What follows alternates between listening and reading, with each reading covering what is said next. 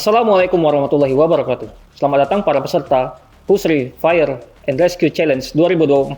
PFRC 2024 ini merupakan ajang dari salah satu event dari bulan K3 Nasional PT Pusri Palembang.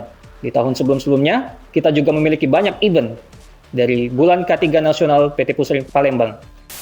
Teman-teman sekalian, para peserta Pusri Fire Rescue Challenge 2024, seperti tahun-tahun sebelumnya, pada Safety Warrior 2023, PFRC 2024 ini memiliki persyaratan khusus dan umum.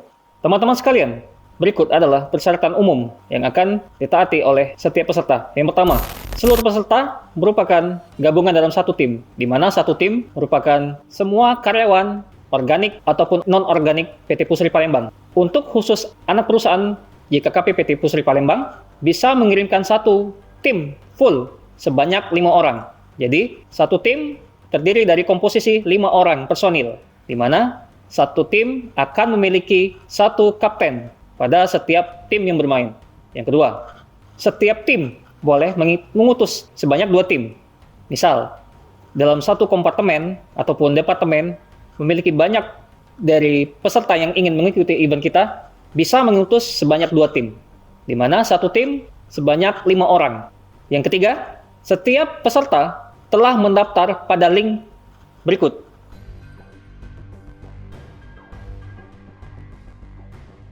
Kita beralih pada persyaratan khusus. Yang pertama, event ini hanya khusus untuk diikuti oleh para pria ataupun laki-laki di setiap departemen ataupun kompartemen ataupun setiap lini anak perusahaan PT YKKP Pusri Palembang. Yang kedua, pria atau laki-laki khusus yang mengikuti event ini kita batasi limit usianya pada 50 tahun.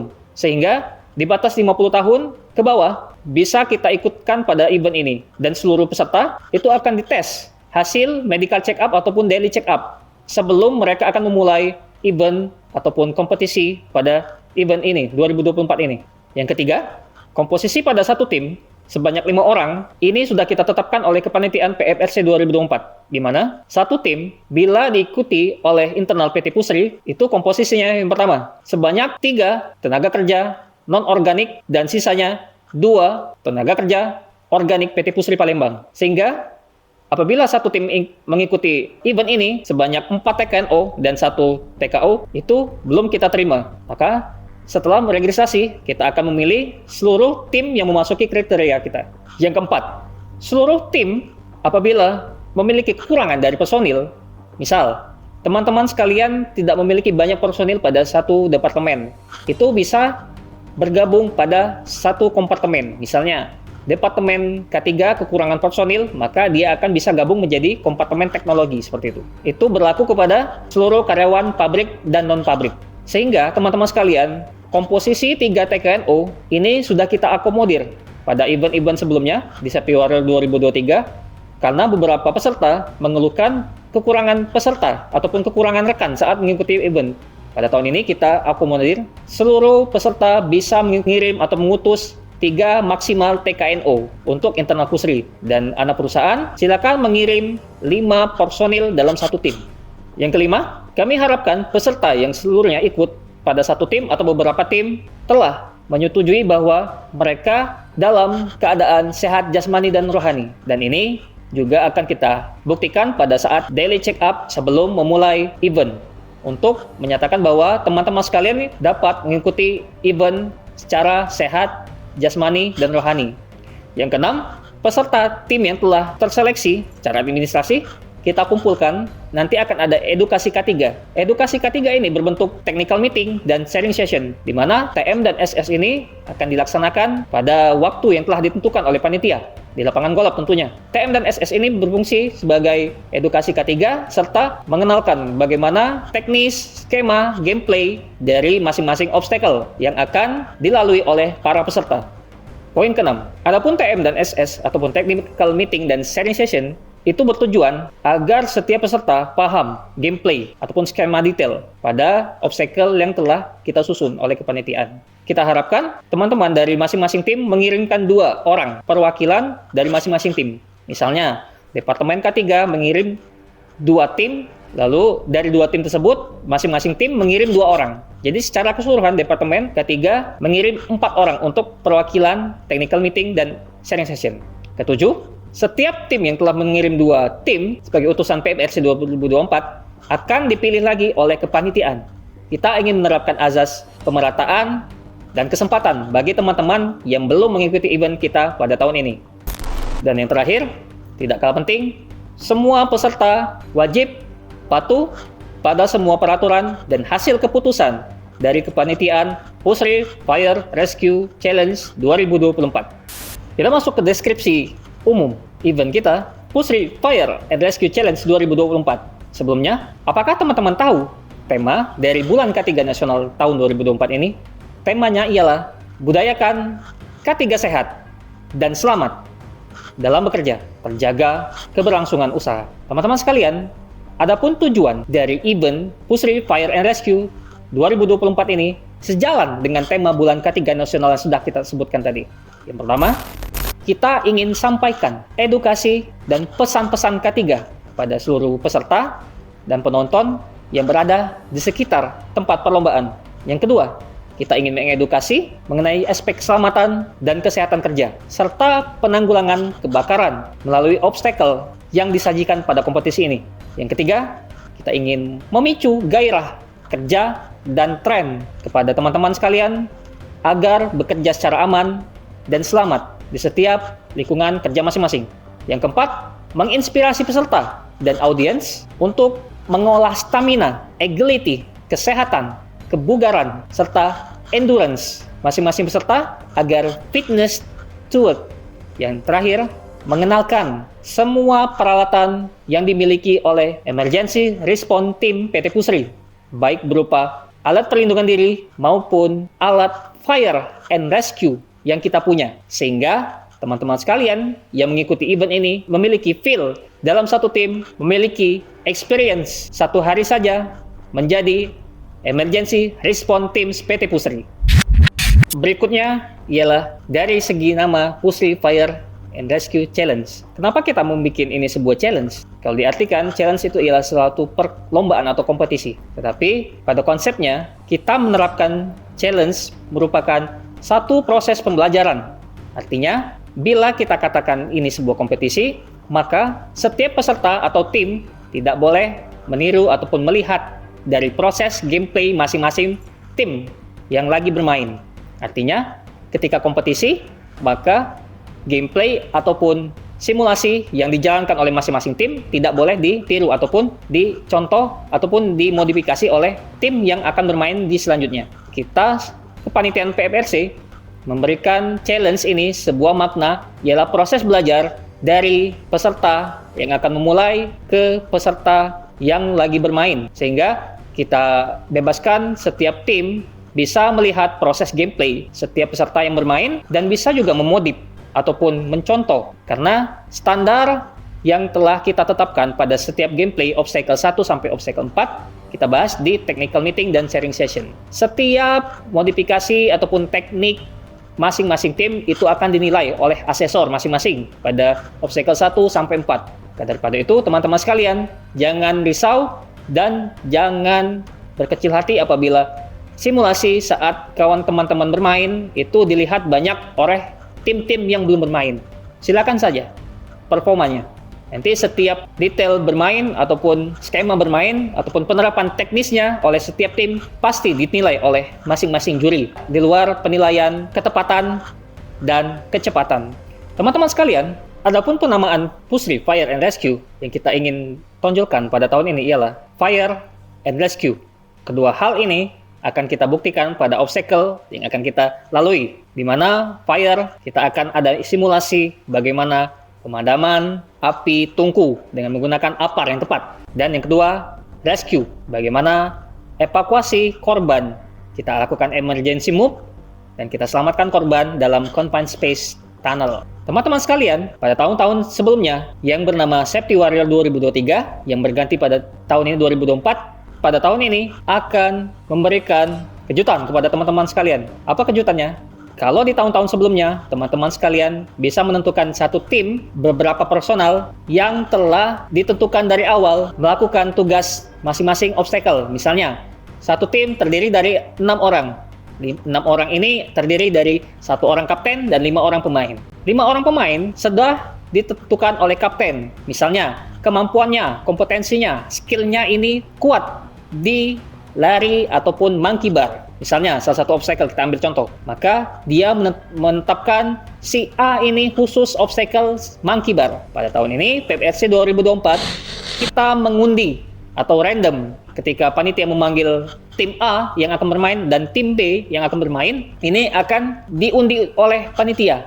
Jadi kita inginkan semua peserta dalam satu tim ini bisa lakukan ataupun menerapkan masing-masing simulasi pada obstacle 1 dan 4. Tidak ditetapkan oleh kaptennya dari awal. Teman-teman sekalian, seperti tahun-tahun sebelumnya juga, masing-masing tim A dan tim B akan memulai gameplay pada event ini. Jadi tim A dan tim B akan bermain berbarengan, tapi jangan khawatir, tim A dan tim B dinilai secara berbeda. Jadi kepanitiaan telah menetapkan juri A dan juri B, sehingga tidak usah risau, tidak usah saling lihat cepat-cepatnya, karena kita memiliki aspek kecepatan dan ketepatan. Kecepatan, waktu dari awal kalian memencet tombol nanti sampai akhir finish, dan ketepatan apabila seluruh gameplay detail yang telah kita berikan kepada peserta itu tidak mendapatkan waktu tambahan atau penalti. Itu sudah mendapatkan kriteria ketepatan. Jadi intinya tim A dan tim B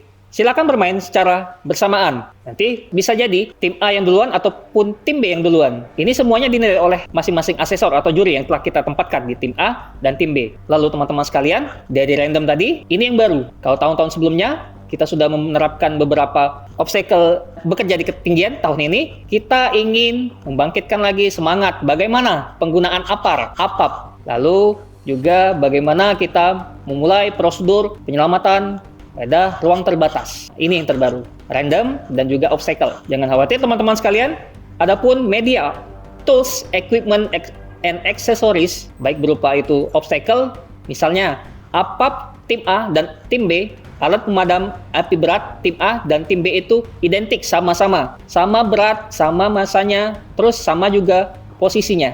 Jadi semuanya telah di-assessment dan di-certified oleh masing-masing panitia dan juri yang memiliki kompetensi dalam hal itu. Tidak usah risau, termasuk juga pemilihan dari monkey bar, lalu juga ada obstacle caselet, itu semuanya tim A dan tim B juga semuanya masing-masing identik, sama rupa, sama berat, dan sama fungsi. Dan terakhir, saya akan menjelaskan gambaran umum. Kita di tahun 2024 ini, event Push Refire and Rescue Challenge, kita memiliki obstacle sebanyak 4 obstacle, di mana masing-masing obstacle akan memiliki skema detail dan gameplay yang berbeda, dan juga penilaian oleh juri juga berbeda. Dan teman-teman sekalian, mohon diingat bahwa kita menerapkan penilaian aspek kecepatan. Aspek kecepatan ialah dari teman-teman sekalian, para kapten menekan tombol start sampai dengan finish, itu merupakan poin aspek kecepatan.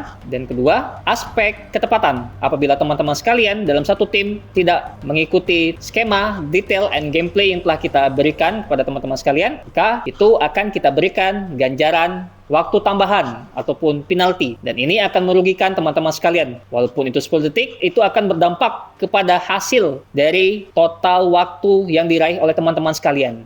Teman-teman sekalian, berikut obstacle pertama. Obstacle pertama yakni menggiring APAP, alat pemadam api berat sejalur dengan safety cone yang telah kita susun sebanyak 5 atau 6 EA. Nanti dia akan zigzag seperti tahun-tahun sebelumnya dan akan kembali juga ke belakang, lalu dia akan diletakkan APAP-nya di titik semula. Dilanjutkan dengan pemadaman api tungku dengan APAR yang telah kita sediakan. Yang kedua, si peserta yang bermain akan menuju ke monkey bar. Dengan sebelumnya, ia akan berlari zigzag dengan menggunakan jalur safety cone yang telah kita sediakan dan menuju monkey bar. Monkey bar serta dilanjut manuver ke sisi media rayapan seperti tahun sebelumnya. Tentunya obstacle 1 dan 4 memiliki penalti masing-masing dan berbeda gameplay dan skema detailnya. Yang ketiga, obstacle peserta menuju ke media Kaiser Sledge, di mana Kaiser Sledge ini akan dipukul hit atau load atau beban dari Kaiser Sledge. Lalu setelah itu dia akan dilanjut dengan penarikan ban ke titik yang telah ditentukan oleh panitia. Dan terakhir, 2 orang pemain akan melakukan emergency move ke confined space tunnel ataupun terowongan ruang terbatas, di mana ruang terbatas ini syarat dengan toxic gas dan lel ataupun eksplosif. Jadi teman-teman sekalian, si kapten akan bermain pada obstacle ini dan seluruh peserta yang diundi tadi akan bermain, salah satunya akan bermain pada obstacle 4 ini. Jadi dia akan menyelamatkan korban dalam confined space sampai keluar, dilanjut dengan hose laying, fire hose 2,5 inci. Jadi 2 roll fire hose 2,5 inci telah digulung oleh panitia dan mereka berdua harus menggelarkan serta menggulung kembali. Dilanjut setelah merapikan dan menggulung kembali fire hose dalam bentuk roll atau donat, dilanjut panitia telah menyiapkan 2 EA folding accordion fire hose 2,5 inci yang telah terlipat dan 2 EA itu akan digotong oleh 2 pemain sampai ke titik yang telah ditentukan. Setelah diletakkan ke titik yang ditentukan, maka seluruh peserta tim 5 orang tersebut menuju garis finish. Itulah gambaran dari obstacle kita tahun ini. Tidak lupa teman-teman sekalian, sama seperti Safety Warrior 2024, Push Free Fire Rescue and Challenge ini juga memiliki satu koordinator ataupun kapten yang biasa kita sebut. Dia harus mengkoordinir ataupun memberikan instruksi verbal khusus kepada teman-temannya atau anggota timnya pada obstacle 1 hingga 3. Dia juga mobilitas, maju, mundur, terus mengingatkan bagaimana aspek keselamatan dan menghindari unsafe condition dan unsafe action ketika memulai obstacle 1 hingga 4. Jelas, kapten akan dinilai oleh juri. 1 juri tim A khusus kapten dan 1 juri tim B khusus kapten. Semuanya akan dinilai dan ini akan masuk dalam kategori penilaian best captain. Teman-teman sekalian, kita akan masuk ke skema detail dan gameplay. Pada kali ini, sesuai yang telah kita jelaskan pada persyaratan khusus, semua peserta yang mengikuti PFRC akan diundi sebelum memulai obstacle masing-masing. Sehingga teman-teman sekalian, masing-masing tim akan diundi dan mendapat nomor undian masing-masing obstacle 1-4. Nah, pada obstacle 1, nanti diharapkan di TM dan SS, teman-teman sekalian harus mengikuti minimal 2 orang personil yang dikirimkan pada TMS dan SS, karena ini akan menyangkut tema skema detail bagaimana memakai outfit fire gear kita, baju pemadam, dan SCBA, termasuk juga full body harness pada obstacle tahun ini. Teman-teman sekalian, setelah mendapat undian, maka peserta masing-masing akan memakai outfit masing-masing. Misal, di obstacle 1 dia akan memakai fire gear lengkap dengan SCBA, obstacle 3 dia akan memakai wear pack dan full body harness. Pada obstacle 1, teman-teman sekalian, pemain akan menggiring apap sesuai jalur zigzag yang telah kita sediakan pada Septicon. Titiknya sama, tim A dan tim B, semuanya identik. Dia akan memulai menggiring secara zigzag. Apap ini sekitar muatan 300 kg dan dia akan manuver kembali menuju ke tempat titik penempatan apap awal. Outfit, fire gear plus SCBA lengkap. Begitupun sarung tangan dan sepatu diletakkan kembali di dalam garis. Adapun teman-teman sekalian, penalti pada obstacle ini ialah penambahan waktu apabila ketika menggiring apap. Yang pertama, menyenggol, menyentuh, bahkan terjatuh kon.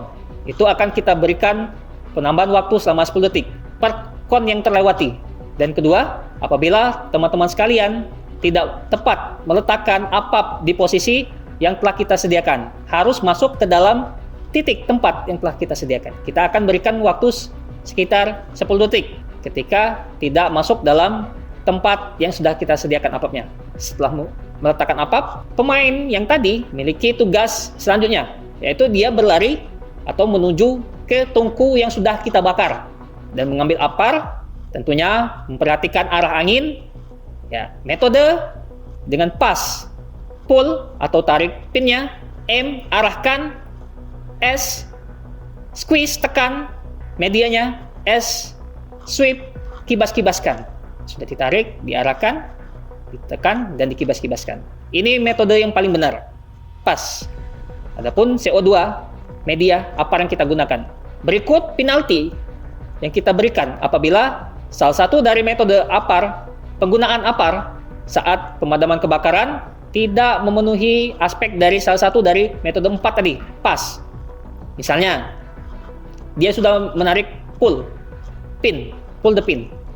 Aim, benar, dia sudah arahkan. Squeeze, sudah. Tapi dia tidak menggibas-gibaskan.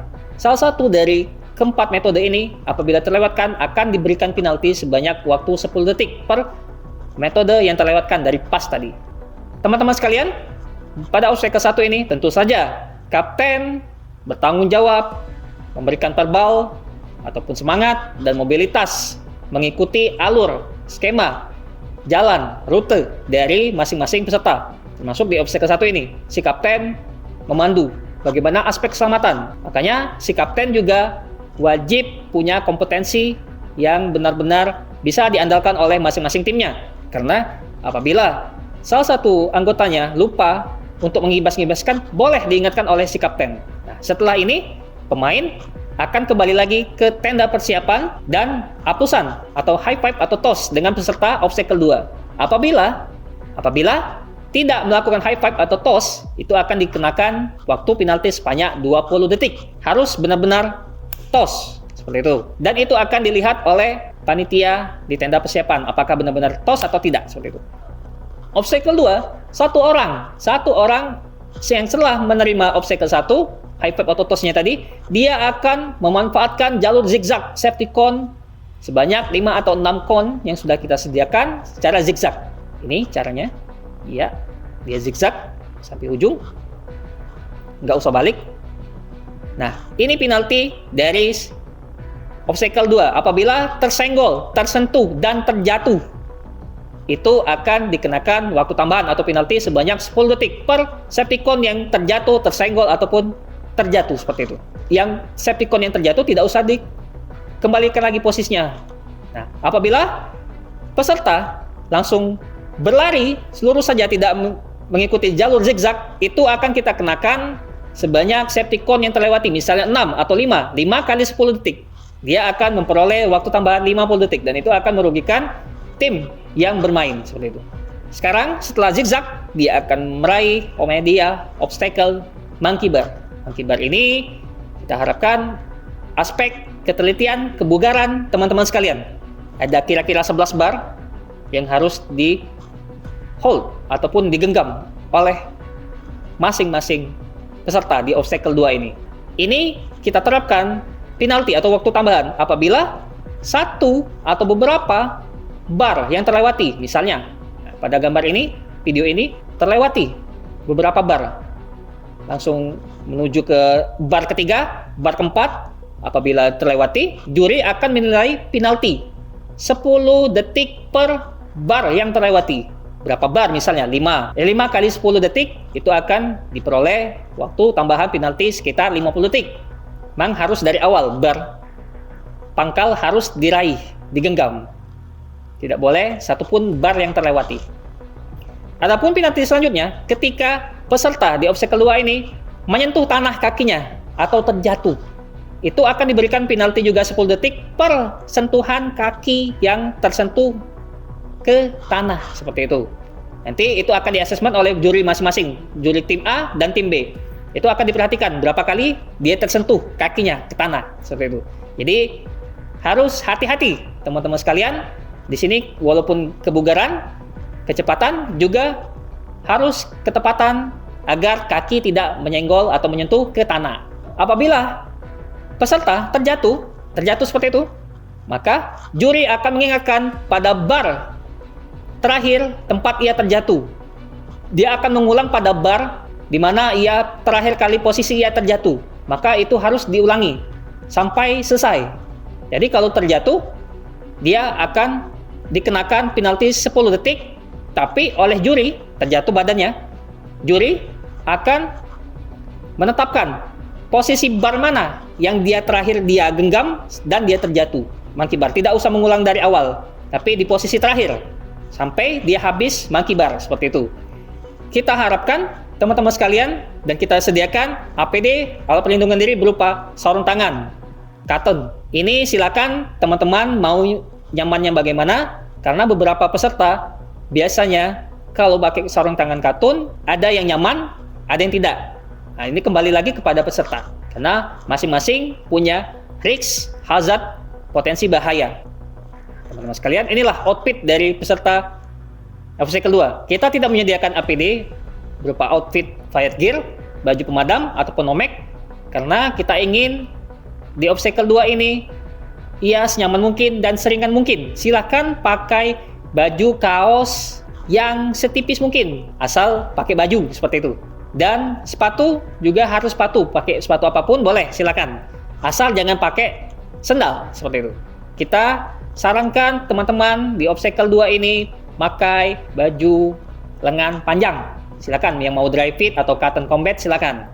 Karena ini hubungannya nanti akan ke media rayapan sehingga meminimalisir potensi bahaya cedera dari teman-teman saat merayap. Dilanjut setelah mengkibar, dia akan merayap. Obstacle ini kira-kira kurang lebih lebarnya sekitar 2 meter lebar, panjangnya sepanjang 6 meter dan tinggi sekitar 40 sampai 60 cm. Nah, dari awal sampai akhir ya lolos. Ini penaltinya.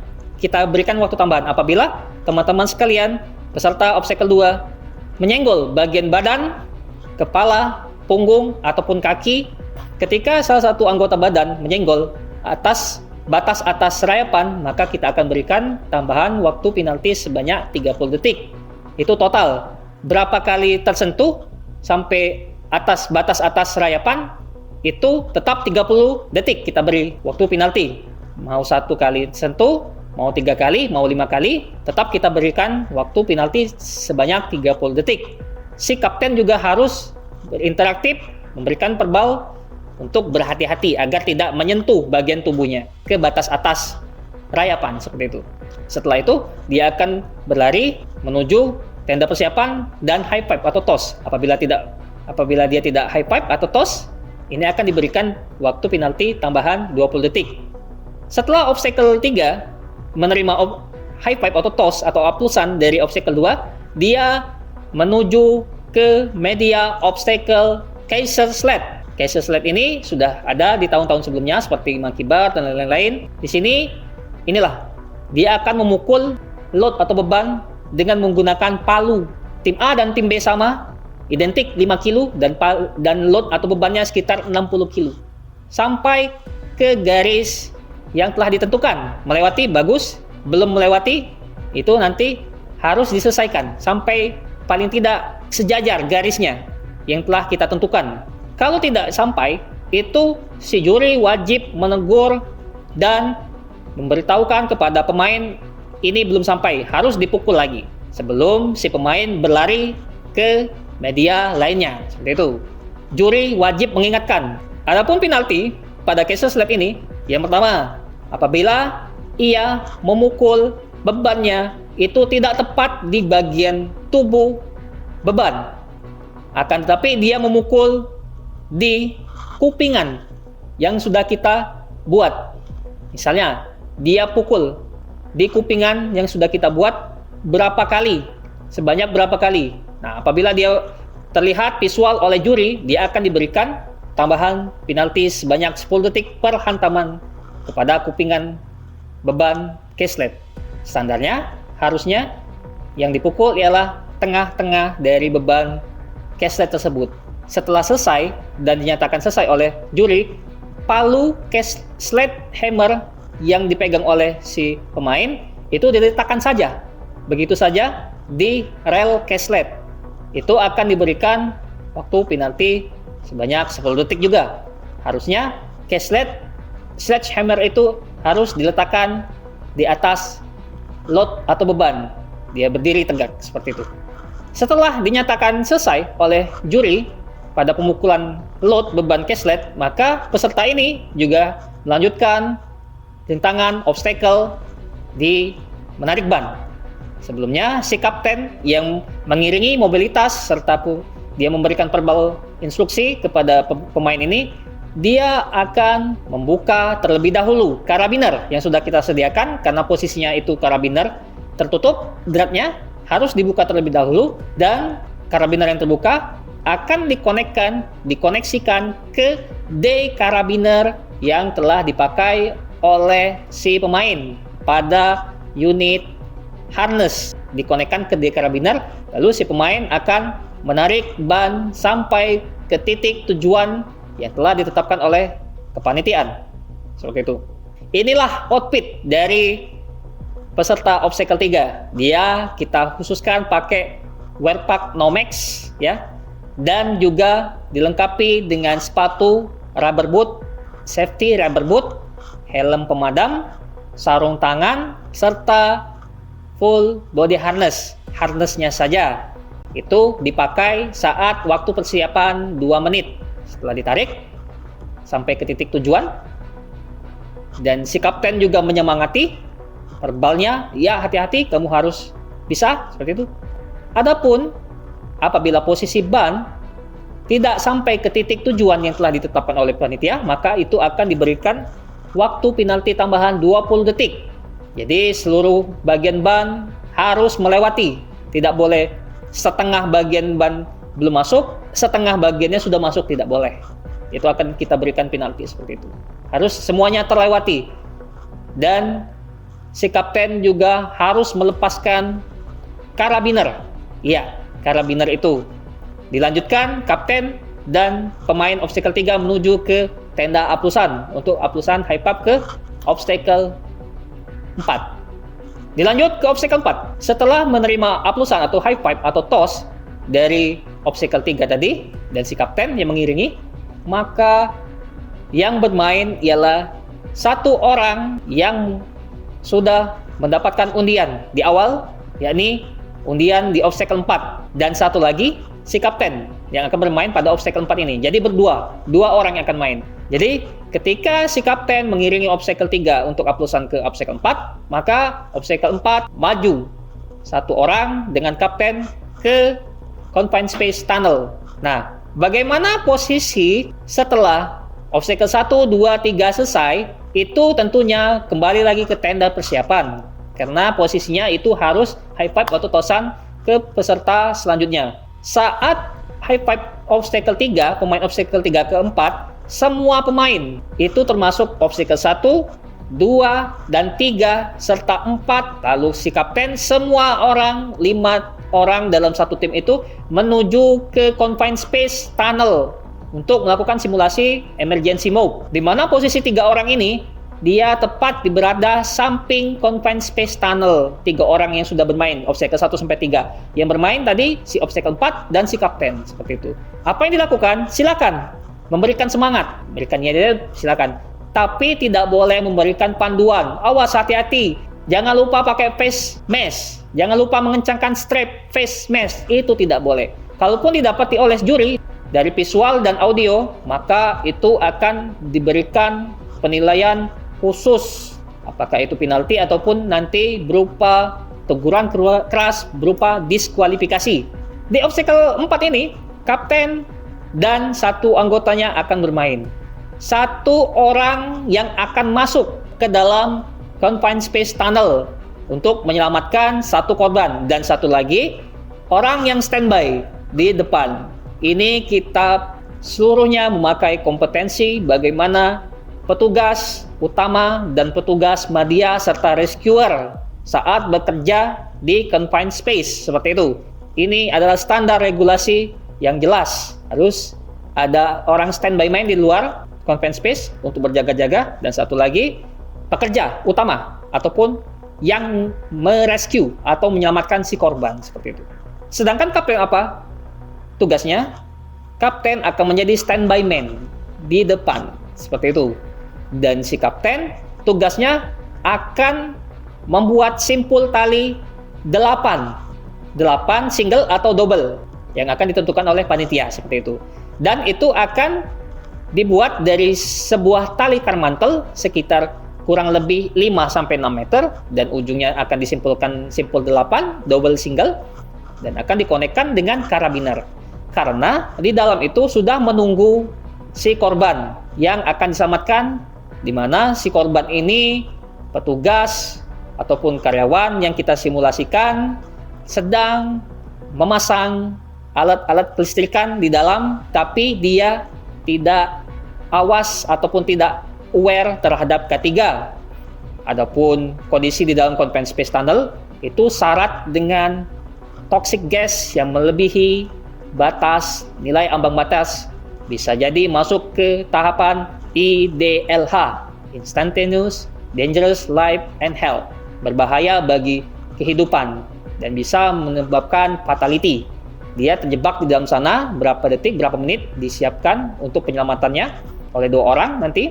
Si kapten menyimpulkan simpul tali 8 single atau double yang dikaitkan dengan karabiner, dan si pemain untuk yang masuk nanti akan menerima simpul 8 yang terkoneksi dengan karabiner. Langsung masuk, lakukan pencarian, search and rescue. Langsung dikaitkannya dengan karabiner plus D-karabiner yang telah dipakai oleh si korban.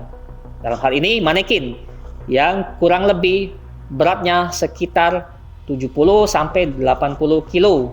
Semuanya identik, tim A dan tim B, seperti itu. Nanti satu juri memberitahukan ini confined space, syarat dengan toxic gas, flammable-nya. Nanti silakan bagaimana prosedur penyelamatan. Dimulai gameplaynya di obstacle keempat ini. Korban di ujung. Si yang akan masuk, dia bersiap-siap memakai SCBA, full face mask. Ingat, SCBA ini tidak online, tidak bisa inhale, tidak tersambung dengan LDP, lung demand palette, akan tetapi kita ingin memakaikan full face mask yang tertutup pandangannya. Setelah dipasang simpulnya, maka si kapten boleh menolong. Yang mana yang belum direkatkan strapnya, perlengkapannya, ya, diberikan instruksi verbal, diberikan bagaimana aspek keselamatan, cari bagaimana.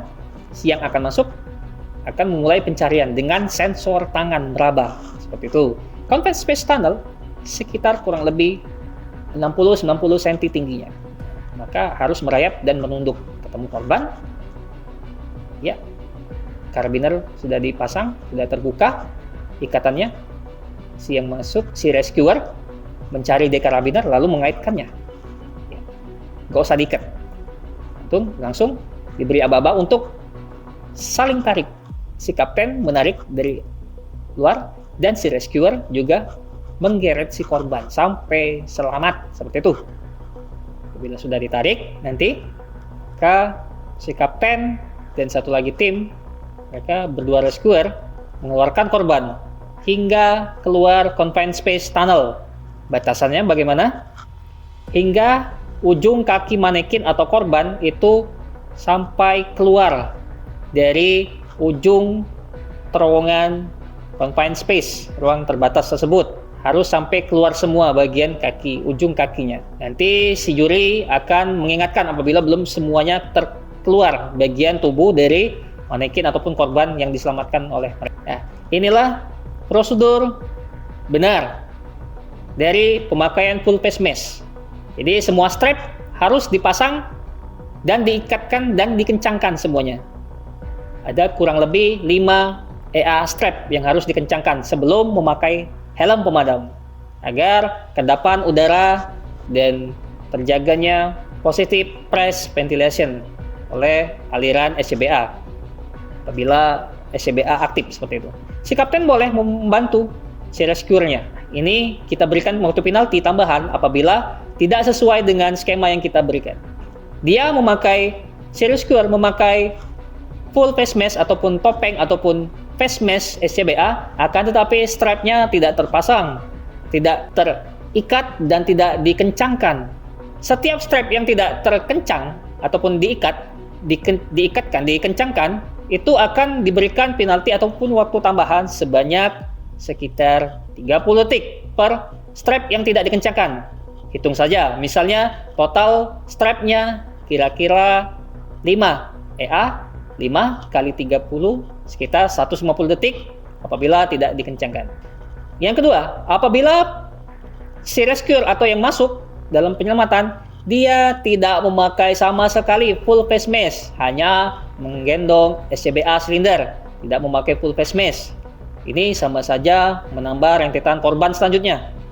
Ini akan kita berikan penalti sekitar 1 menit atau 60 detik per kesalahan apabila ia tidak memakai full face mask. Dilanjut, ketika selesai penyelamatan, ya, ketika manekin sudah dibawa keluar dan tugas itu selesai, kita anggap setelah keluar nanti ada petugas first aider ataupun tim medis yang akan menyambut korban untuk diberikan pertolongan pertama ataupun bagaimana triase pada korban. Setelah menyelamatkan selesai, si penyelamat ataupun yang masuk dalam tunnel tadi, dia melepas maskernya. Setelah penyelamatan, si kapten dan si rescuer, temannya tadi, juga akan mendapatkan media fire hose 2,5 inci sepanjang 15 meter sampai 20 meter yang sudah disediakan oleh panitia. Mereka berdua bertugas, masing-masing memiliki fire hose 2,5 inci sebanyak 2 EA, 2 roll. Dia akan menggelar selang. Posisinya nggak apa-apa. Posisinya mau agak sedikit miring, mau lurus, nggak apa-apa. Tidak ada masalah dalam penalti. Asal tergelar sampai selesai. Adapun apabila masih ada bagian yang belum tergulur, harap diluruskan saja, walaupun sedikit miring seperti itu. Setelah mereka berdua masing-masing menggelar, mereka harus melipat fire hose tersebut sampai dengan selesai, seperti itu. Sampai dengan selesai dan berbentuk roll atau donat, lipatan donat. Adapun pemberian penalti apabila saat menggulung selang, ya, menggulung selang, ini proses menggulung dari kopling selang pemadam itu terbalik. Artinya female ataupun wanita, kopling wanita itu harus berada di luar. Jadi yang harus pertama kali digulung itu ialah kopling lelaki atau male kopling dari fire hose. Nah, apabila terbalik, nah seperti ini, itu akan kita berikan penalti masing-masing 20 detik untuk setiap pemain yang salah gulung. Misalnya si kapten salah gulung 20 detik dan si rescuer satunya lagi temannya tadi benar hanya 20. Apabila dua-duanya 40 detik. Nah, ini pun juga dilarang keras para anggotanya yang menunggu 3 orang tadi untuk memberikan instruksi. Salah, nggak boleh. Itu harus tidak ada instruksi verbal. Kalaupun ada, terdengar dari juri, audio, visual, itu berikan teguran keras, bahkan sampai diskualifikasi satu tim tersebut. Setelah menggulung selang, di samping itu juga ada 2 EA folding accordion fire hose sekitar 15 meter sampai 20 meter yang sudah terlipat oleh panitia yang akan digotong oleh masing-masing kedua pemain ini di obstacle 4. Mereka berdua digotong selangnya sampai menuju titik yang telah ditentukan, masuk melewati titik. Ya, seperti itu. Ini saat mereka menggotong ini, otomatis tidak ada aba-aba lagi, mungkin kapten terlupa ataupun temannya tadi terlupa. Semua 3 orang yang menunggu di samping tunnel tadi aba-aba untuk maju bersama si kapten dan si pemain rescue tadi. Jadi 5 orang ketika saat aba-aba si kapten dan pemain tadi menggotong ke atas pundaknya, maka 3 orang tadi siap-siap aba-aba mengikuti mereka dari belakang, mengiringi. Kenapa? Ketika mereka meletakkan selang fire hose 2,5 yang mereka gotong masing-masing, semua tim 5 orang setelah meletakkan itu wajib menuju garis finish serempak semua, tanpa koordinasi, tanpa diingatkan oleh juri dan tanpa diingatkan oleh kapten. Nah, penaltinya pemberian waktu tambahan apabila 1 atau 2 pemain obstacle 4 menjatuhkan atau tersentuh atau sengaja meletakkan selang yang digotong itu ke tanah atau bermaksud untuk istirahat, maka itu akan diberikan waktu penalti sekitar 10 detik per selang yang terjatuh atau tersentuh ke tanah. Setelah itu, apabila semuanya sudah diletakkan ke posisinya, maka waktu penalti lagi diberikan apabila si kapten tidak benar-benar memperhatikan si pemainnya, si anggotanya. 4 anggotanya termasuk dia sudah benar-benar menuju garis finish dan dia sudah menekan tombol finish challenge, tetapi 1 atau beberapa atau 3 atau 4 pemainnya, anggotanya masih bersisa di belakang. sedangkan dia sudah memencet tombol finish duluan. Itu akan kita berikan penalti yang sedikit keras, 50 detik per orang yang tertinggal. Jadi wajib bagi kapten untuk meyakinkan, memastikan bahwa seluruh anggotanya benar-benar masuk ke tenda persiapan, baru si kapten memencet tombol finish seperti itu. Itu baru best kapten seperti itu. Oke, itu saja gameplay serta skema detail dari Pusri Fire and Rescue Challenge tahun 2024 dalam rangka memeriahkan Bulan K3 Nasional PT Pusri tahun 2024. Kami tunggu kehadiran kalian di technical meeting dan sharing session di lapangan golf yang telah ditentukan oleh kepanitiaan. Dan jangan lupa jaga stamina, jaga kekompakan, jaga kebugaran, serta jaga kesehatan pada hari H. Kita tunggu kehadiran Anda semua.